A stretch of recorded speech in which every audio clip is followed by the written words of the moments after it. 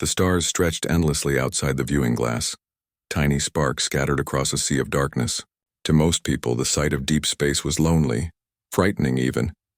But to Captain Adrian Vey, it was the only place that truly felt like home. He had spent more than half his life moving from ship to ship, from colony to colony, always reaching further, always looking for something new. Humanity was young among the stars, yet determined. They were explorers, settlers, and survivors. Adrian's ship, the Starlance, was a medium-class exploration vessel, sturdy and fast, with a crew of 80. Their mission was simple: survey the unexplored sectors beyond the Terran colonies, map resources, and identify habitable worlds. It was supposed to be routine, but Adrian had learned long ago that routine in deep space rarely stayed that way.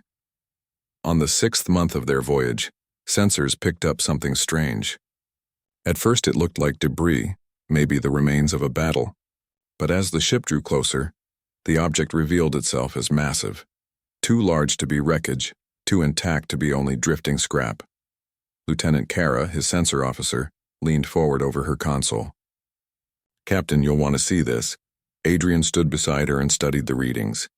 The ship in front of them was enormous, shaped like a crescent and covered in a surface that seemed to shimmer like living metal.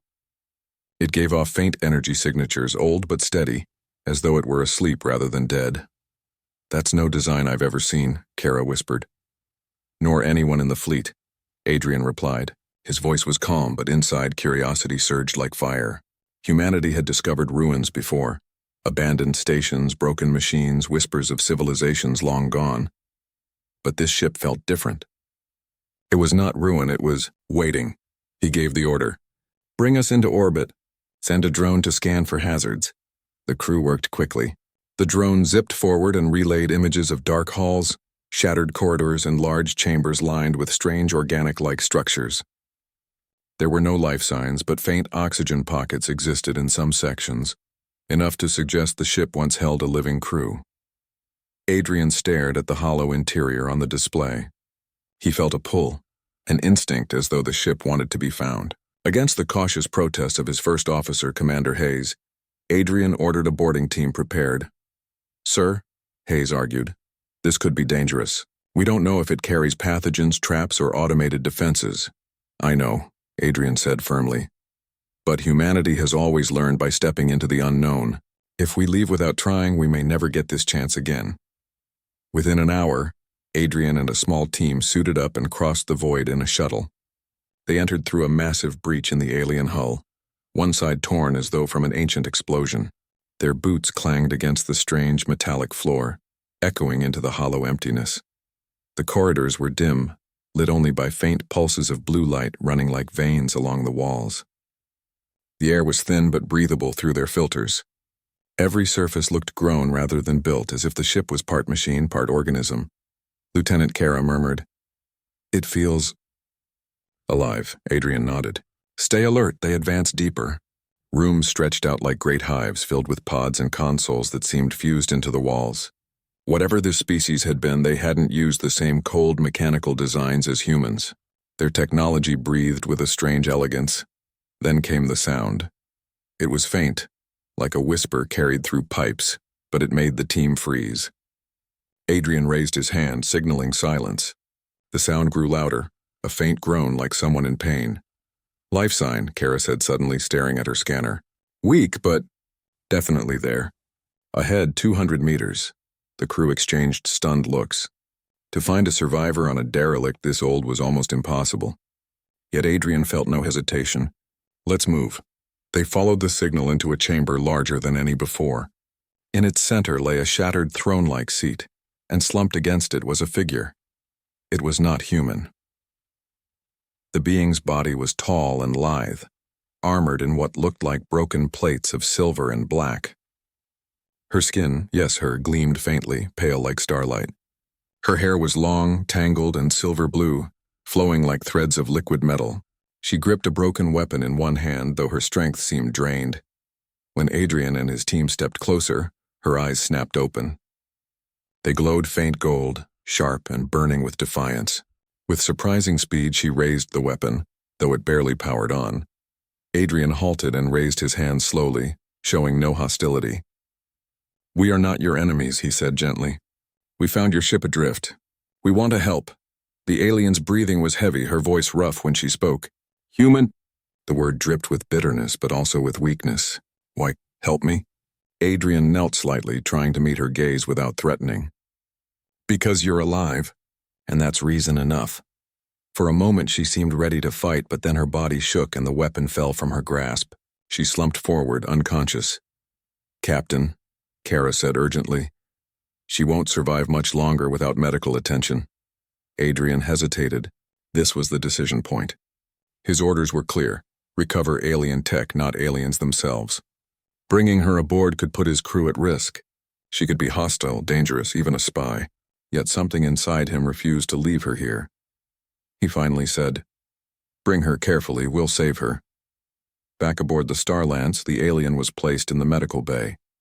The ship's AI assisted the doctors in stabilizing her. Her biology was strange but not incomprehensible. She breathed oxygen. Her blood carried iron and her cells responded to treatment. Slowly her wounds healed, though she remained unconscious. For 3 days she lay in silence, and the crew whispered their fears. Some called her a threat, others a miracle. Commander Hayes confronted Adrian privately. "Sir, you know the risk. She could be a soldier from a hostile empire. The fleet will demand answers when they learn we're harboring her." Adrian's reply was steady. "Then I'll answer them. I couldn't let her die. Not when she was right there in front of us." On the 4th day she woke. Her eyes fluttered open and she stared at the sterile walls around her. Adrian was present, waiting patiently. He greeted her with a calm smile. "You're safe. You're aboard a human ship now." The alien studied him in silence before speaking. "I am Lyra, commander of the Volari Dominion." Her tone carried pride but also exhaustion. Adrian introduced himself, explaining their mission. Lyra listened, though her expression was hard. "You should have left me." "The Volari do not surrender," Adrian replied softly. "Then consider this not surrender but survival." Something flickered in her golden eyes, a mix of confusion and resistance. For her, depending on another, especially a human, was the greatest humiliation. Yet without his choice, she would have been dead. Days passed. Lyra remained under watch, her injuries healing. She rarely spoke, but Adrian visited often, bringing reports, sharing small pieces of human culture. He wanted her to see that his people were not conquerors, but explorers. One evening, Lyra finally asked, "Why risk your ship for me? What do you hope to gain?" Adrian shook his head. "Not everything is about gain. Sometimes it's simply the right thing to do." She stared at him, stunned by the simplicity of his words. Her people had fought wars for centuries, always seeking power. The idea that a commander would risk himself for no reward seemed alien. It was in that moment, the moment she allowed herself to listen, to not resist, that she made her first surrender. It was not of body, nor of will, but of pride. She let down her guard just a little, and allowed the possibility that this human was not her enemy. For Adrian, it was a spark that would burn far brighter than he imagined. He didn't know why yet, but saving her had already begun to change him. The encounter was only the beginning. The Starlance glided silently through space, its engines humming like a steady heartbeat. Life aboard the ship had returned to routine, at least on the surface. The crew worked shifts, mapped sectors, and ran surveys. But beneath the surface, tension brewed. It wasn't the unknown stars that made the crew uneasy. It was the alien resting in their medical bay. Lyra, the Volari commander, was recovering quickly. Her wounds had closed, her strength had returned, and her golden eyes burned with the fierce pride of her people. She was not chained, but the security team always kept watch nearby. Most of the crew whispered about her in the mess hall, unsure whether to see her as a guest, a prisoner, or a threat. Captain Adrian Vey carried the weight of their doubts on his shoulders. He knew he had broken protocol by saving her. Fleet Command would demand explanations. But every time he looked at Lyra, he knew he had made the right choice. The first true test of trust came when Lyra asked to leave the medical bay. "I am no fragile creature," she said one morning, her voice steady though her steps were still weak. "I will not lie in a bed while you all stare at me like an animal." Adrian considered her request carefully. Some of his officers wanted her confined, fearing she might sabotage the ship, but Adrian believed isolation would only feed her hostility. He finally gave permission, under supervision. So Lyra walked the halls of the Starlets. Everywhere she went, silence followed. Crew members paused, staring. Some avoided her completely. Her presence was a reminder that this was no ordinary mission. Lyra carried herself with dignity, even though she could feel the fear in their eyes. To her, humans were strange. They were weaker than Valari in body, yet they moved with determination. They were young as a species, yet they built ships to cross the stars. And Adrian confused her most of all. One evening, Adrian found her standing before the large viewing glass in the observation deck. Stars glittered across the void, endless and silent. She did not turn as he entered. "You call yourselves explorers," she said quietly, "but you do not understand what waits out there."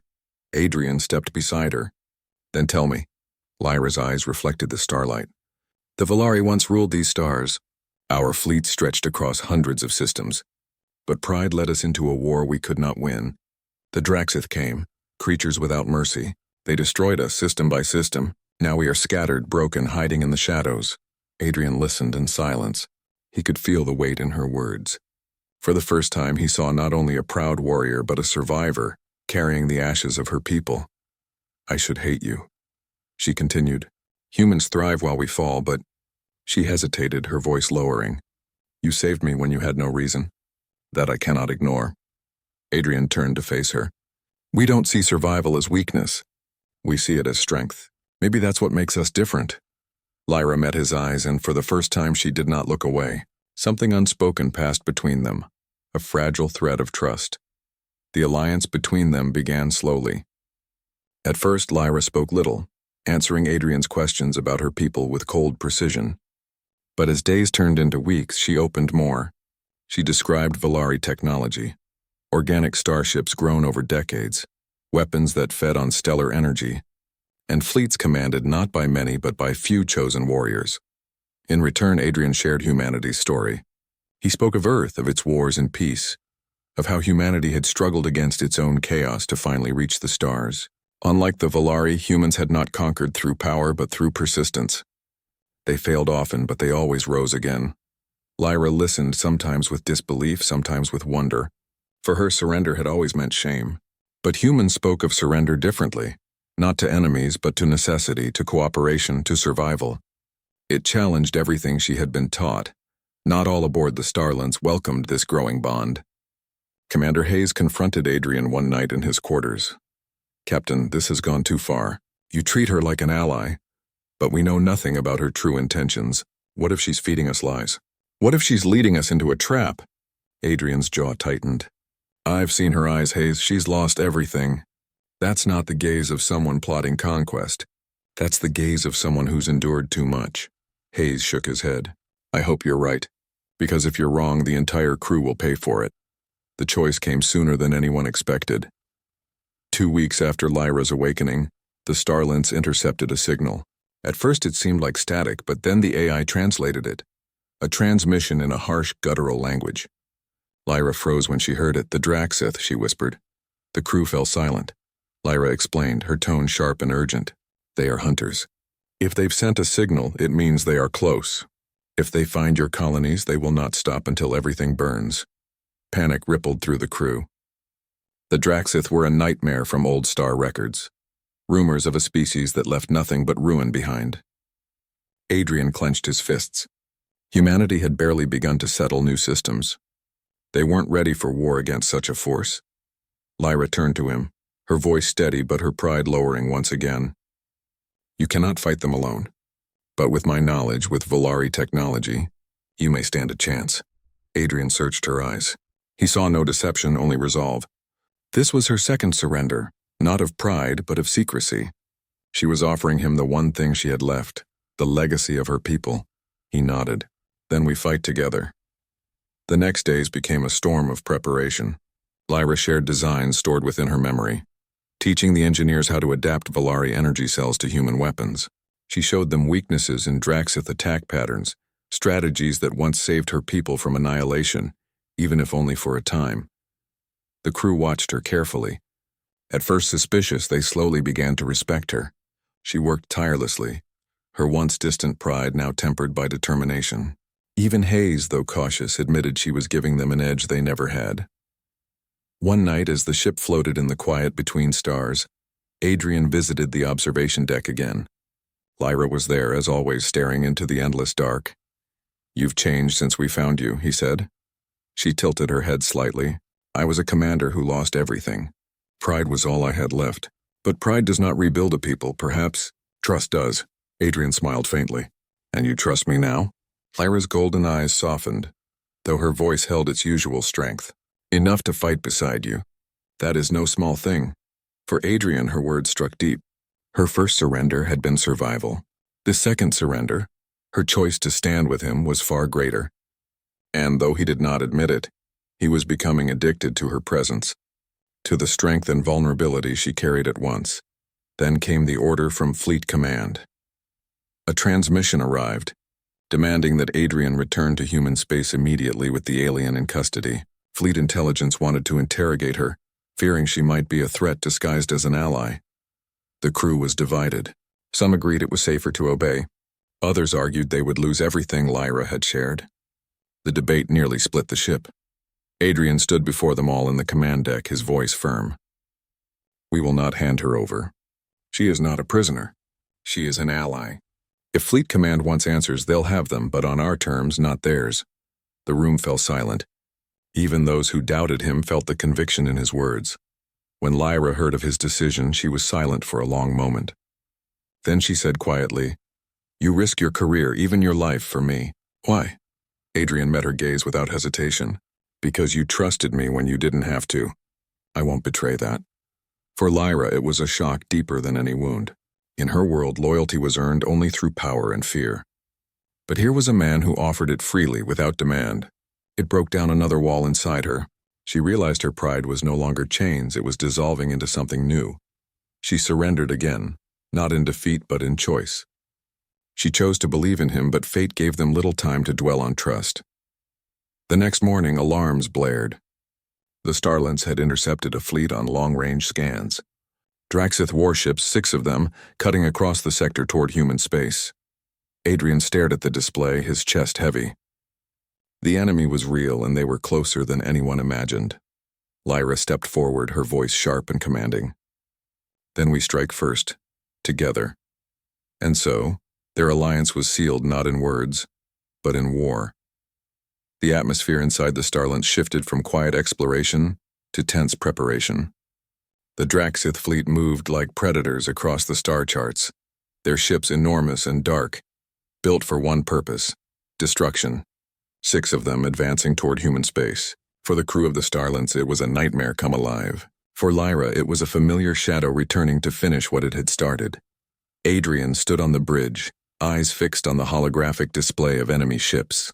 He felt the unease of his crew, saw the fear in their faces, yet he knew fear alone would not save them. Humanity had never faced the Draxith directly, but if they allowed panic to rule, the colonies would fall before the fight even began. Lyra stepped forward, her presence commanding. Even though she wore no armor now, her bearing was still that of a warrior. 6 warships, she said coldly. Each one could destroy a human colony by itself. You cannot outrun them forever. If you retreat, they will follow until nothing is left. Then what's the alternative? Hayes asked sharply. We can't fight them head on. Our weapons won't scratch their hulls. Lyra's eyes burned with determination. There is a way. But it requires both of us, your people and mine, to trust each other completely. Adrian turned toward her.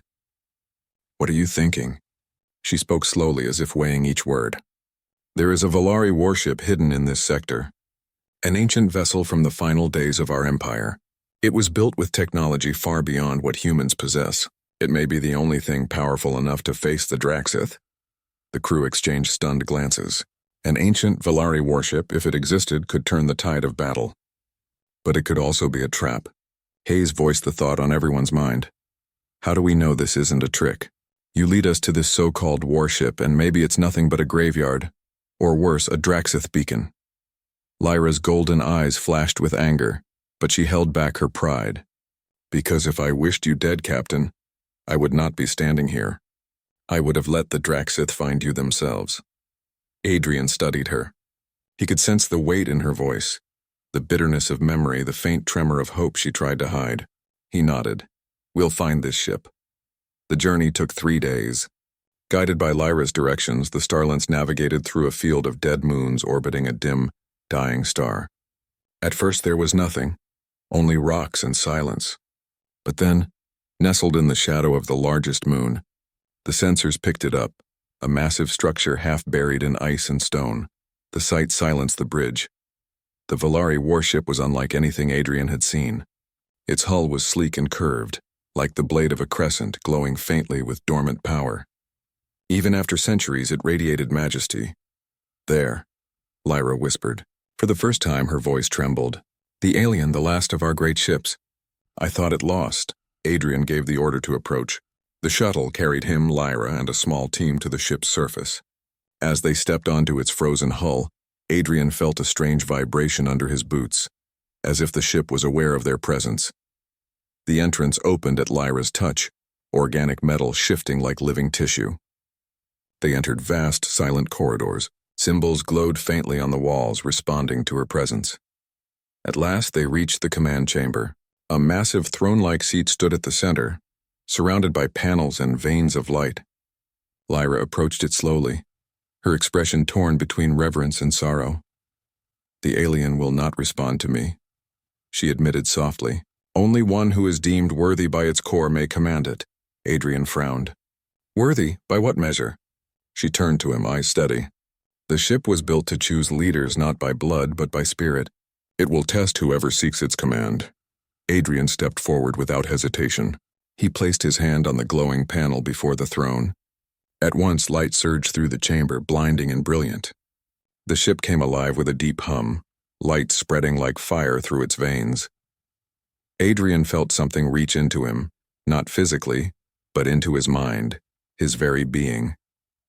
Images flashed before him. Battles fought, choices made, sacrifices endured. The ship was searching him, judging him. He felt it weigh his courage, his compassion, his stubborn will to survive. Then silence. The lights pulsed once, strong and steady.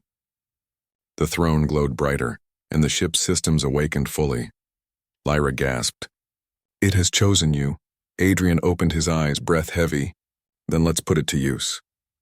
Bringing the alien to life was not easy. Its systems were vast and complex, far beyond human understanding. But with Lyra's guidance and Adrian's instinctive bond with the ship, progress came quickly. The Starlance docked alongside, its crew transferring supplies and data. Soon the Volari warship began to move, breaking free of the moon's icy grip. The crew of the Starlance watched in awe as the alien stretched its wings across the void. Humanity had never seen such power under their control. Yet with that power came pressure. Adrian knew the Draxith fleet was drawing closer every hour. They had to be ready. Lyra stood beside him on the command deck of the alien. She no longer looked like a defeated survivor. Here in this ship she seemed whole again, a commander reborn. But her pride was no longer the same cold armor. It was tempered, softened by the trust she had given him. "Do you understand what this means?" she asked quietly. "A human now commands what no Volari could. You embody what my people lost, courage without arrogance. Perhaps this is why I lived, why I met you." Adrian met her gaze. "Then let's make it count." The Draxith fleet arrived 3 days later. 6 warships emerged from hyperspace, their hulls black and jagged like blades of bone. Their engines glowed with crimson fire and their weapons hummed with deadly power. The sight alone was enough to freeze hearts, but not Adrian's, not Lyra's. The alien soared forward, flanked by the smaller Starlance. Adrian sat in the command throne, feeling the ship respond like an extension of his body. Lyra stood at his side, guiding him with her knowledge, her voice steady even as the storm approached. "Focus on their flanks," she instructed. "Draxith ships are strong in their cores but weak at the edges. Strike fast, retreat, and strike again." Adrian nodded. His hands moved over the controls, though it felt more like instinct than action. The alien answered with blazing beams of energy, tearing across the void. The first clash shook the stars. The alien's weapons struck one Draxith ship, cutting through its shields. The enemy returned fire, crimson blasts slamming into the alien's hull. The impact rattled the ship, but its organic structure absorbed the blow, flexing rather than breaking. Adrian gritted his teeth, forcing himself to stay calm. Around him, the crew worked tirelessly, combining human resourcefulness with Volari systems. For the first time, humanity stood face to face with the Draxith and did not fall. Lyra's voice rang out, "Now strike their rear engines." Adrian directed the alien into a sharp maneuver. The ship spun gracefully, energy beams slicing across the enemy's rear. One Draxith warship exploded in a fireball, scattering debris into the void. The bridge erupted in cheers. Hope ignited, but the battle was far from over. 5 warships remained, and they closed in with fury. For hours, the fight raged. The alien struck again and again, while the Starlent supported with precision fire. The enemy's sheer numbers pressed hard, but Adrian and Lyra moved as one. He commanded with courage. She guided with wisdom. Their bond was tested with every strike, every close escape. At one point, a Draxith ship nearly rammed them, its weapons glowing for a killing blow. Adrian hesitated for a split second, but Lyra placed her hand on his arm. "Trust me." He met her gaze, saw the fire in her eyes, and obeyed. He ordered the alien to dive directly into the attack. At the last second, Lyra triggered an ancient maneuver, energy flares bursting from the ship's wings, blinding the Draxith sensors. The enemy ship missed, crashing into its own ally and erupting into flames. Adrian laughed in disbelief. "That was insane," Lyra smirked faintly. Sometimes insanity is survival. At last, the tide turned. With only 2 warships remaining, the Draxith began to retreat. They had expected easy prey, but instead they faced a force reborn. Adrian pushed the alien forward, delivering one final strike. A beam of pure energy cut through the void, splitting another Draxith ship apart. The last one fled into hyperspace, vanishing into the stars. Silence filled the command chamber. Then cheers erupted across both ships. Against all odds, they had survived. Humanity had faced the Draxith for the first time and won. Adrian sank back into the throne, exhaustion heavy in his bones. Lyra stood beside him, her expression unreadable. At last she spoke softly. "You have done what my people could not. You faced them and you endured. This is why the alien chose you." Adrian looked at her. Her eyes were no longer filled with only pride or sorrow. There was something else now. Something deeper, unspoken but powerful. Her first surrender had been survival. Her second had been trust. This, he realized, was her third surrender, hope. She had given up despair and chosen to believe in him completely. For Adrian, it was a feeling stronger than victory. He didn't just want her trust, he needed it. It had become his deepest addiction. But as the celebration spread across the ship, a new shadow loomed. Lyra's gaze drifted toward the stars, her expression darkening. "They will come again," she whispered, "and next time they will not come alone." Adrian followed her gaze, knowing the war was far from over. The battle was won, but the true storm had only begun. The battle was over, but the stars still carried scars of fire. Broken pieces of enemy ships floated in silence, drifting like dead leaves across the void. For hours, rescue shuttles and repair drones moved between the survivors, pulling people back from the edge of death. Adrian stood at the command deck of the Volari warship. The great vessel had accepted him as its commander during the last desperate battle, and now it obeyed his voice with quiet loyalty. He felt humbled, almost small inside its vast halls of glowing walls and living metal. Lyra stood beside him. Her once perfect armor was scratched and burned, yet she carried herself with pride. There was no longer bitterness in her eyes when she looked at Adrian. Instead, there was something different, something that could not be named in a single word. It was trust. It was peace. It was the end of her long struggle against herself. A fragile peace humanity celebrated across the colonies. The Draxith had been pushed back, their invasion broken. For the first time in history, humans and Volari stood together. Survivors from Lyra's people had begun to appear, answering signals that had been silent for centuries. The Volari remnants were scattered, wounded and broken. Yet when they saw Lyra alive and standing with a human captain, they felt a spark of hope they thought was lost. But peace was fragile. The human council was cautious. Many leaders whispered in private meetings, "Can we trust the Volari? Will they betray us as they once betrayed the galaxy?" Adrian knew these doubts well. He faced them each time he walked into the council chamber.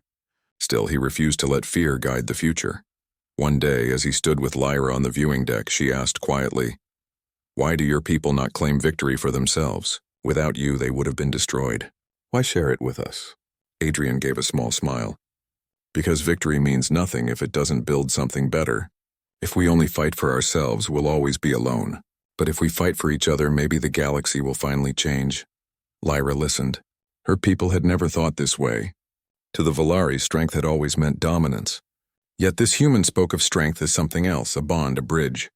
His words cut through years of pride more deeply than any blade. Lyra's confession that night. When the stars hung silent and the warship drifted like a guardian over the recovering fleet, Lyra sought Adrian again. She found him in the command chamber speaking softly to the ship itself. The living vessel pulsed with faint light as if answering his voice. To Lyra, it was a strange sight. The warship had never accepted even the greatest Volari lords without question. Yet here it was, bowing to a human without hesitation. Adrian turned when he noticed her. "You couldn't sleep?" he asked gently. "No," she admitted. For a long moment she stood in silence. Then, as if gathering courage for a final battle, she spoke. "Do you remember the first time we met? I was broken and I let you help me. It was my first surrender. I thought it was weakness. I hated it." Adrian nodded but said nothing. Lyra's voice grew softer. "But it was not weakness. It was freedom. When I trusted you, I stopped fighting alone, and now I cannot stop. It has become part of me. Your presence, your way of standing against the dark, your refusal to let go. It has become my deepest addiction." The words carried the weight of her entire life. For a Volari warrior, pride was armor, and surrender was death. Yet here she was, stripping that armor away. Adrian stepped closer, his eyes steady. "Lyra," he said, "your trust isn't a chain. It's a choice. And it means more to me than any victory." The warship hummed around them as if sealing their exchange with silent approval. A new alliance. Over the following months, humans and Volari remnants began to meet. At first there was tension. Soldiers watched each other with suspicion. Leaders argued. But slowly, through shared rebuilding efforts, bonds formed. Volari engineers repaired human ships. Human medics healed Volari survivors. Step by step, walls of fear were lowered. Adrian and Lyra became symbols of this fragile alliance. Wherever they walked, whispers followed. The captain who tamed a Volari warship. The Volari commander who chose a human over her pride. Yet Adrian did not see himself as a symbol. He was just a man who had chosen to help someone in need, and the galaxy had changed because of it. During a gathering of both peoples, Adrian stood before them and said, "The galaxy remembers only wars and ruins. Let us give it something new to remember. Not fear, not conquest, but unity." The hall was silent for a heartbeat, then filled with applause, not just from humans, but from Volari voices too, shadows beyond the stars. But the galaxy was vast, and victory against the Draxith was not the end. From the edges of known space came whispers of watchers, an older empire, silent for millennia, now stirring again. They had seen what had happened. A human commanding a Volari warship, a Volari commander surrendering her pride to trust. To them, it was not just unusual, it was dangerous. In the cold chambers of a distant world, unseen figures spoke. This union will not last, and if it does, it will break the balance we have kept. Stars shifted and ancient ships began to wake from their slumber. The legacy of Tubak on the warship, Lyra and Adrian stood side by side once more. The galaxy's future was uncertain, but neither looked away. Lyra said quietly, "My people once believed strength was only in power. But now I see strength in something else, in surrender freely given, and in trust that cannot be broken." Adrian nodded. "Then maybe we're ready for what comes next." The two of them looked out at the stars, no longer as enemies, no longer as strangers, but as partners bound by choice. Their bond was not written in conquest, but in surrender and trust. And though the galaxy would face storms again, one truth had already changed it forever. Her first surrender had become his deepest addiction.